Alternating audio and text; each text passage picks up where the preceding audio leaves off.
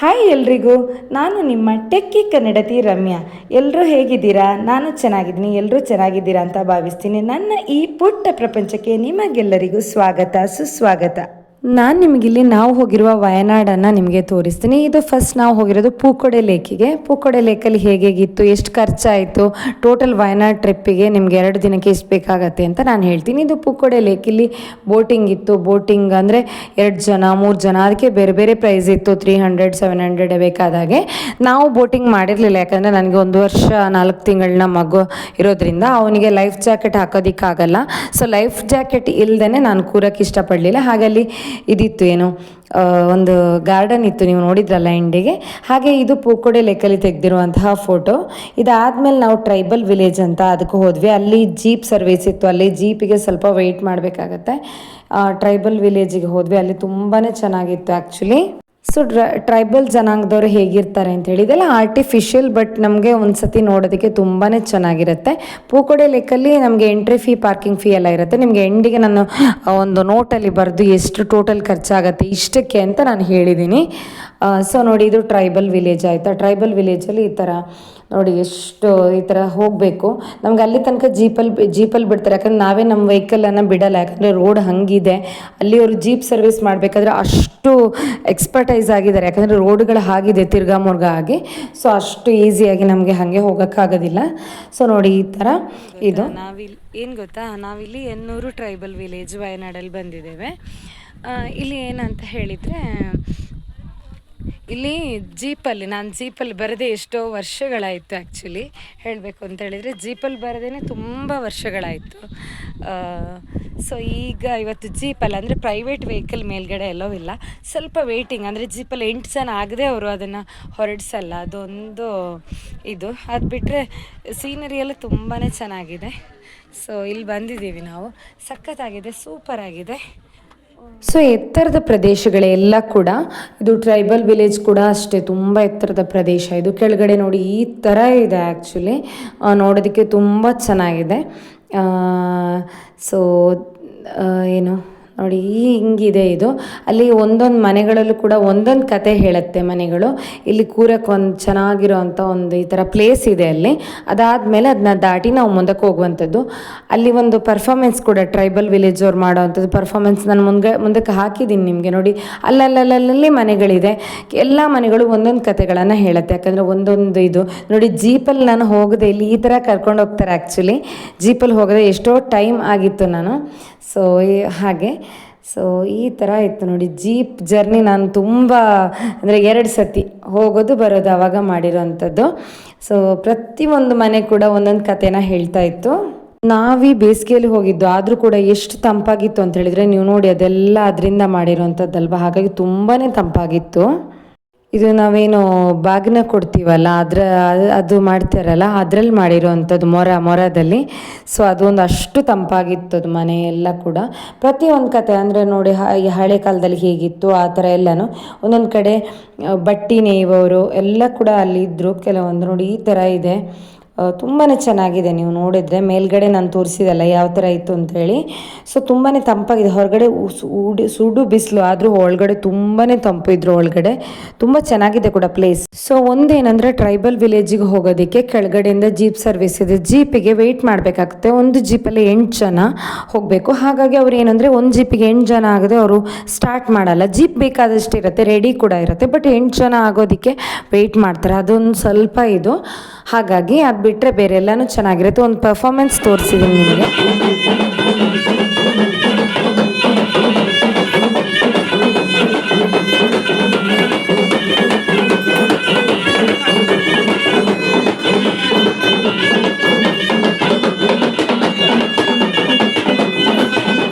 Tribal village ಆಗಿ ನಾವು ಕೆಳಗಡೆ ಬಂದ್ವಿ. ಕೆಳಗಡೆ ಬಂದು ಊಟ ಮಾಡ್ಕೊಂಡ್ವಿ. ಊಟಕ್ಕೆ ಒಂದಷ್ಟು ಅಲ್ಲಿ ಅಂದರೆ ಅನ್ನಭವನಕ್ಕೆ ಹೋಗಿದ್ವಿ. ಊಟ ಅಂತ ಥಾಲಿ ಸಿಗಲಿಲ್ಲ, ಬಟ್ ಅದಾದಮೇಲೆ ನಾವು ಈ ಲಕ್ಕಿಡಿ ವ್ಯೂ ಪಾಯಿಂಟ್ ನೋಡಿ ಎಷ್ಟು ಚೆನ್ನಾಗಿದೆ ಅಂತ. ಇದಕ್ಕೆ ಫೀಸ್ ಏನೂ ಇಲ್ಲ. ಇದು ನಮ್ಮ ಘಾಟ್ ಸೆಕ್ಷನ್ ಎಲ್ಲ ಇರುತ್ತಲ್ಲ, ಅಲ್ಲಿ ನೋಡ್ತೀವಲ್ಲ ನಾವು ಚಾರ್ಮಾಡಿ ಘಾಟ್ ಎಲ್ಲ ನಮ್ಮೂರಲ್ಲಿ, ಅದೇ ಥರ ಇಲ್ಲಿ ಘಾಟ್ ಸೆಕ್ಷನ್ ಇಳಿಯೋದನ್ನು ಇದನ್ನು ತೋರಿಸಿದ್ದಾರೆ ಅಷ್ಟೇ. ಅದಾದಮೇಲೆ ರೆಸಾರ್ಟಿಗೆ ಹೋದ್ವಿ. ನಮ್ಮದು ಸ್ಟೆರ್ಲಿನ್ ವೈತಿರಿ ಅಂತ ರೆಸಾರ್ಟ್ ನೋಡಿ, ತುಂಬ ಚೆನ್ನಾಗಿತ್ತು. ಅವ್ರದ್ದು ಅವ್ರದ್ದು ಹಾಸ್ಪಿಟಾಲಿಟಿ ಎಲ್ಲನೂ ಚೆನ್ನಾಗಿತ್ತು. ಸೊ ಇದಲ್ಲೇ ಹೊರಗಡೆ ಒಂದು ಕ್ಯಾಪ್ಚರ್ ಮಾಡ್ಕೊಂಡಿರೋ ಅಂಥದ್ದು. ಇದು ಅಲ್ಲಿದ್ದು ಕ್ಯಾಂಟೀನ್. ನಮಗೆ ಸ್ಟೆರ್ಲಿನ್ ವೈತ್ರಿಯಲ್ಲಿ ಚಾರ್ಜಸ್ ನಾನು ಏನೇನು ಹಾಕಿದ್ದೀನಿ ಅದರಲ್ಲಿ ಮಾರ್ನಿಂಗ್ ಬ್ರೇಕ್ಫಾಸ್ಟ್ ಮತ್ತು ಸಂಜೆದು ಹೈ ಟೀ ಆ್ಯಡ್ ಆಗಿತ್ತು. ಅದಾದಮೇಲೆ ನನ್ನ ಹಸ್ಬೆಂಡ್ ಸೈಕ್ಲಿಂಗ್ ಮಾಡಿದರು. ಅದರಲ್ಲಿ ಬ್ಯಾಡ್ಮಿಂಟನ್, ಶಟಲ್, ಹಾಗೆ ಈಜುಕೊಳ, ಸ್ವಿಮ್ಮಿಂಗ್ ಪೂಲ್ ಎಲ್ಲನೂ ಇತ್ತು. ಮತ್ತು ಫೈರ್ ಕ್ಯಾಂಪ್ ಕೂಡ ಅರೇಂಜ್ ಮಾಡಿದರು ನಮಗೆ. ಸ್ವಲ್ಪ ನಾವು ಇದಿಷ್ಟು 3 ಪ್ಲೇಸ್ ನೋಡಿಬಿಟ್ಟು ಪೂಕೋಡೆ ಲೇಕ್, ಲಕ್ಕಿಡಿ ವ್ಯೂ ಪಾಯಿಂಟ್ ಮತ್ತು ಟ್ರೈಬಲ್ ವಿಲೇಜ್ ಎಲ್ಲ ನೋಡಿಕೊಂಡು, ನಾವು ಬೆಂಗಳೂರಿಂದ ಹೋಗಿರೋ ಅಂಥದ್ದು ನೋಡಿಕೊಂಡು ನಾವು ರೆಸಾರ್ಟಿಗೆ ಬಂದ್ವಿ. ರೆಸಾರ್ಟಲ್ಲಿ ನಿಮಗೆ ಎಲ್ಲರಿಗೂ ಗೊತ್ತಿರೋ ಥರ ನಮಗೆ ನೋಡೋದಕ್ಕೆ ತುಂಬಾ ಪ್ಲೇಸ್ ಇರುತ್ತೆ. ಸೊ ಅದೆಲ್ಲ ನೋಡ್ಕೊಂಡ್ವಿ. ಸ್ವಿಮ್ಮಿಂಗ್ ಪೂಲ್ ಅದು ಇದು ಎಲ್ಲನೂ ಎಂಜಾಯ್ ಮಾಡಿದ್ವಿ. ತುಂಬ ಚೆನ್ನಾಗಿತ್ತು, ಕ್ಲೀನಾಗಿ ಇಟ್ಕೊಂಡಿದ್ರು. ಬೇಕು ಅಂತ ಹೇಳಿದರೆ ನಮ್ಮ ರೂಮ್ಗಳೆಲ್ಲ ನಾವು ಕ್ಲೀನ್ ಮಾಡಿಸ್ಕೋಬೋದು, ನಾವು ಹೋದ್ಮೇಲೆ ಕೂಡ ಮಾಡಿಸ್ಕೋಬೋದು. ಸೊ ನೋಡಿ ಎಷ್ಟು ಚೆನ್ನಾಗಿದೆ ಪೂಲ್ ಅಂತ, ಎಷ್ಟು ಕೂಲಾಗಿದೆ ಅಂತ. ಬ್ಯಾಡ್ಮಿಂಟನ್, ಶಟಲ್ ಎಲ್ಲ ಇತ್ತು. ನಾವು ಸ್ವಲ್ಪ ಹೊತ್ತು ಶಟಲ್ ಆಟ ಆಡಿದ್ವಿ. ಮಗ ಚಿಕ್ಕವನು, ಹಾಗಾಗಿ ನಮಗೆ ಇದು ನೋಡಿ, ಇದು ಫೈರ್ ಕ್ಯಾಂಪಿಗೆ ಇರೋವಂಥದ್ದು ಅರೇಂಜ್ಮೆಂಟ್. ಇದು ನೈಟ್ ಫೈರ್ ಕ್ಯಾಂಪ್ ಇತ್ತು. ನಾನು ನಿಮಗೆ ಅದರಲ್ಲಿ ಹಾಕಿದ್ದೀನಿ ನಾನು ನಿಮಗೆ ಫೈರ್ ಕ್ಯಾಂಪಿದು ವಿಡಿಯೋ. ಸೊ ಇದು ನೋಡಿ ನಮ್ಮ ರೆಸಾರ್ಟ್ ಹೊರಗಡೆ ಪಾರ್ಕಿಂಗ್ ಎಲ್ಲ ತುಂಬ ಚೆನ್ನಾಗಿತ್ತು. ಹಾಗಾದ್ರೆ ಹಾಸ್ಪಿಟಾಲಿಟಿ ಅನ್ನು ಹೋದ ತಕ್ಷಣ ವೆಲ್ಕಮ್ ಡ್ರಿಂಕ್ ಇತ್ತು. ತುಂಬ ಏನು ಈಜ್ಕೊಳ ಆಗಲಿ ಎಲ್ಲ ಕಡೆನೂ ಕ್ಲೀನ್ ಇತ್ತು. ಒಂದಷ್ಟು ಫೆಸಿಲಿಟಿಗಳನ್ನು ಯೂಸ್ ಮಾಡ್ಕೊಳ್ಬೋದು. ರೂಮ್ ಟೂರ್ ಕೂಡ ಮಾಡಿದ್ದೀನಿ. ಇದು ಬಾಲ್ಕನಿ, ನಮ್ಮದು ರೂಮ್ ಇದ್ದು ಬಾಲ್ಕನಿ. ನಮಗೆ ಗಾರ್ಡನ್ ಫೇಸಿಂಗ್ ರೂಮ್ ಕೊಟ್ಟಿದ್ರು ಚೆನ್ನಾಗಿ. ಎದುರುಗಡೆ ಇದು ಗಾರ್ಡನ್ ಇತ್ತು. ಸೊ ಗಾರ್ಡನ್ ಫೇಸಿಂಗ್ ಬಾಲ್ಕನಿ ಕೊಟ್ಟಿದ್ರು, ಚೆನ್ನಾಗಿತ್ತು ರೂಮೆಲ್ಲ. ಸೊ ಆ ಥರ ಹೋದ್ವಿ. ನೋಡಿ ಈ ಥರ ಇದೆ ಇದು ಬಾಲ್ಕನಿ, ತುಂಬ ಚೆನ್ನಾಗಿ ಅರೇಂಜ್ ಮಾಡಿದರು. ಒಂದು ಹಳ್ಳಿ ಏನು ಹೇಳ್ತಾರಲ್ಲ ಮಾದರಿ ಥರ ಇತ್ತದು. ಸೊ ಇದು ನಮ್ಮದು ರೂಮ್ 302 ನೋಡಿ ಅಲ್ಲಿ ಇದೆಲ್ಲ. ಸೊ ಇದು ನಮ್ಮ ರೂಮ್. ಈ ಥರ ಹತ್ಕೊಂಡು ಹೋಗುವಂಥದ್ದು. ಈಗ ರೂಮ್ ಟೂರ್ ಮಾಡ್ತೀನಿ ನಾನು ನಿಮಗೆ. ಸೊ ಹೀಗೆ ಹೋಗಿ ಕೀ ಓಪನ್ ಮಾಡಿ ಒಳಗಡೆ ಹೋಗುವಂಥದ್ದು. ಸ್ಟೆರ್ಲಿನ್ ವೈತಿರಿ ಅಂತ. ಕಾಸ್ಟ್ ಕೂಡ ಅಷ್ಟೇ ನಮಗೆ ಒಂದು ಇದು ಅಂದರೆ ನಮ್ಮದು ಗ್ರಾಹಕ ಫ್ರೆಂಡ್ಲಿ ಆಗಿರೋಂಥ ಕಾಸ್ಟ್ ಆಯಿತಾ. ಸೊ ಈ ಥರ ಓಪನ್ ಮಾಡ್ಕೊಂಡು ಹೋದಾಗ ನಾವು ಆಲ್ರೆಡಿ ಎಲ್ಲ ಬಂದು ಲಗೇಜೆಲ್ಲ ಇಟ್ಟಿದ್ವಿ. ಸೊ ಎಲ್ಲನೂ ಇತ್ತಲ್ಲಿ. ಸೊ ಕೀ ಎಲ್ಲ ಹಾಕ್ಕೋಬೇಕಾಗಿತ್ತು. ಕೀಯಲ್ಲಿ ಹಾಕಿದ್ಮೇಲೆ ಲೈಟೆಲ್ಲ ಆನ್ ಆದಮೇಲೆ ನೋಡಿ ಈ ಥರ ಇತ್ತು. ಚಾನಲ್ ಸಿಗ್ತಾ ಇತ್ತು ಅಲ್ಲಿ. ನೋಡಿ ಈ ಥರ ನಮಗಲ್ಲಿ ಕಾಫಿ ಬಾರ್ ಕೂಡ ಇತ್ತು, ಅಂದರೆ ಕಾಫಿ ಟೀ ಎಲ್ಲ ಮಾಡ್ಕೊಳ್ಳೋ ಅಂಥದ್ದು. ಇದು ನಮಗೊಂದು ಚಿಕ್ಕ ಮಂಚ ಕೊಡ್ತಾರೆ. ಆ ಕಡೆ ಡಬಲ್ ಮಂಚ, ಇದು ಸಿಂಗಲ್ ಮಂಚ ಕೊಡ್ತಾರೆ. ಬೆಡ್ ಕಾಟ್ ಕೊಡ್ತಾರೆ. ಸೊ ಇದಾದಮೇಲೆ ಇಲ್ಲಿ ನಮಗೆ ನಾನು ಆಗಲೇ ತೋರಿಸಿದ ಥರ ಬಾಲ್ಕನಿ ಫಸ್ಟೇ ನಿಮ್ಗೆ ತೋರಿಸಿದ್ದೆ ಒಂದು ವಿಡಿಯೋ ಮಾಡಿಕೊಂಡು. ಇಲ್ಲಿ ನಾವು ಒಂದಷ್ಟು ಫೋಟೋಸ್ ಎಲ್ಲ ತಗೊಂಡ್ವಿ. 2 ಚೇರ್ ಇಟ್ಟಿದ್ರು ಅಲ್ಲಿ ಕೂತ್ಕೊಳ್ಳೋಕ್ಕೆ ಅಂತ. ಇಲ್ಲೊಂದು ಇದು ಇಟ್ಟಿದ್ರು ನೋಡಿ. ಇಷ್ಟು ದೊಡ್ಡ ರೂಮು, ಚೆನ್ನಾಗಿತ್ತು. ಫ್ಯಾನ್ ಫೆಸಿಲಿಟಿ ಆಗಲಿ, ಒಂದೇ ಒಂದು ಸೊಳ್ಳೆ ಕೂಡ ಇರಲಿಲ್ಲ ಆ್ಯಕ್ಚುಲಿ. ತುಂಬ ಚೆನ್ನಾಗಿತ್ತು. ಇದು ನೋಡಿ ಕಾಫಿ ಬಾರ್, ನಾನು ಹೇಳಿದಲ್ಲ ಹಾಲಿನ ಪುಡಿ, ಟೀ ಪುಡಿ, ಕಾಫಿ ಪುಡಿ ಎಲ್ಲನೂ ಇನ್ಸ್ಟೆಂಟಾಗಿ ಮಾಡ್ಕೊಳ್ಳೋ ಅಂಥದ್ದಿತ್ತು. ಸೊ ನೋಡಿ ಇಲ್ಲಿ ಮಿರರ್ ರೆಡಿ ಆಗೋದಕ್ಕೆ. ಇಲ್ಲೊಂಥರ ಈ ಥರ ಇತ್ತು ಆಯಿತಾ. ಇಲ್ಲಿ ಕಬೋರ್ಡ್ ಎಲ್ಲ ಇತ್ತು. ಕಬೋರ್ಡು, ಹ್ಯಾಂಗರ್ ಎಲ್ಲ ಕೊಟ್ಟಿದ್ರು ನಮಗೆ ಬೇಕಾ ಅಂಥೇಳಿ, ಚೆನ್ನಾಗಿತ್ತು ಇದೆಲ್ಲ. ಸೊ ಇಲ್ಲೂ ಒಂದಿತ್ತು. ಇದೆಲ್ಲ ಆದಮೇಲೆ ನೋಡಿ ಇಲ್ಲಿ ಒಂದು ನಮಗೆ ಫೇಸ್ ವಾಶಿಂಗ್ ಮಾಡೋವಂಥದ್ದು ಒಂದು ಸಿಂಕ್ ಎಲ್ಲ ಕೊಟ್ಟಿದ್ರು. ಹೇರ್ ಡ್ರೈಯರ್ ಇತ್ತು ನಮಗೆ, bath towel, brush, toothpaste, shaving cream ಜೆಂಟ್ಸಿಗೆ ಎಲ್ಲನೂ ಇತ್ತು. ಗೀಝರ್ ಸ್ವಿಚ್ ಹಾಕ್ಕೊಂಡ್ರೆ ಬಿಸಿನೀರು ಬರ್ತಾಯಿತ್ತು. ನಾವು ಸ್ನಾನಕ್ಕೆ ಹೋಗೋ ಒಂದು 10 ಮಿನಿಟ್ಸ್ ಮೊದಲೇ ಗೀಝರ್ ಸ್ವಿಚ್. ಇದು ಬಾತ್ರೂಮ್, ಟಾಯ್ಲೆಟ್ ಈ ಥರ ನೋಡಿ ಎಲ್ಲನೂ ನೀಟಾಗಿತ್ತು. ಬೆಡ್ ಕೂಡ ಅಷ್ಟೇ ತುಂಬಾ ಚೆನ್ನಾಗಿತ್ತು. ನಮಗೆ ಇದು ಹೇಗೆ ಅಂತ ಹೇಳಿದರೆ, ನಾವು ಯಾವ ದಿನ ಸೆಲೆಕ್ಟ್ ಮಾಡ್ಕೋತೀವಿ ಹೋಗೋಕ್ಕೆ ಅಂತ. ಇದು ಫೈರ್ ಕ್ಯಾಂಪ್ ಆ್ಯಕ್ಚುಲಿ.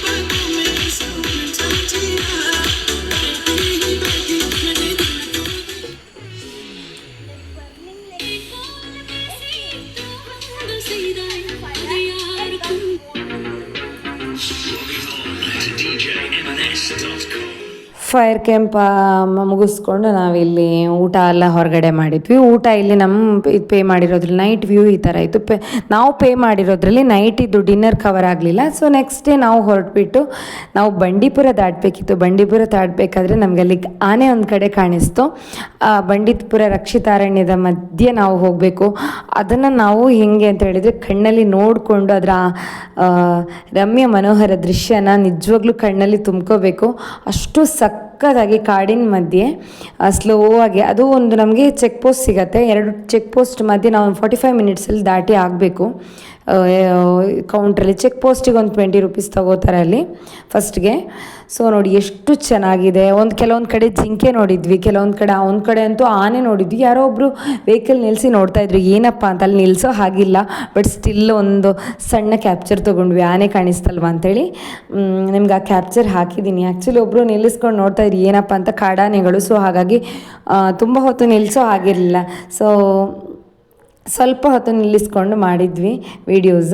ಇದನ್ನು ಹೆಂಗೆ ಅಂತ ಹೇಳಿದರೆ ಮೊಬೈಲ್ ಎದುರುಗಡೆ ಇಟ್ಟು ಚೆನ್ನಾಗಿ ಕ್ಯಾಪ್ಚರ್ ಮಾಡಬೇಕು. ಈ ಡ್ರೈವ್ ಅಂತೂ ಖಂಡಿತ ಜೀವನದಲ್ಲಿ ಒಂದು ಸತಿ ಆದರೂ ಅನುಭವಿಸ್ಲೇಬೇಕು. ಇದು ಹೆಂಗೆ ಅಂದರೆ ಒಂಥರ ಪ್ರೈವೇಟ್ ಸಫಾರಿ ಥರ ಆಗತ್ತೆ. ಯಾಕಂತ ಹೇಳಿದರೆ ನಾವು ಕೆಲವೊಂದು ಕಡೆ ಎಲ್ಲ ಇದಕ್ಕೆಲ್ಲ ಹೋದಾಗ ಸಫಾರಿಗೆ ದುಡ್ಡು ಕೊಟ್ಟು ಹೋಗ್ತೀವಿ. ಇದು ನಮ್ಮದೇ ವೆಹಿಕಲಲ್ಲಿ ನಾವು ಹೇಗೆ ಅಂದರೆ 20 ರೂಪೀಸ್ ಅದು ಅದ್ರ ಒಳಗಡೆ ರಕ್ಷಿತಾರಣ್ಯದ ಒಳಗೆ ಆಗಿರೋದ್ರಿಂದ ಇದಿರುತ್ತೆ. ನೋಡಿ ಎಷ್ಟು ಚೆನ್ನಾಗಿದೆ ಅಂತ ಸೈಡೆಲ್ಲ ಮರಗಳು ಅದು ಇದೆಲ್ಲ.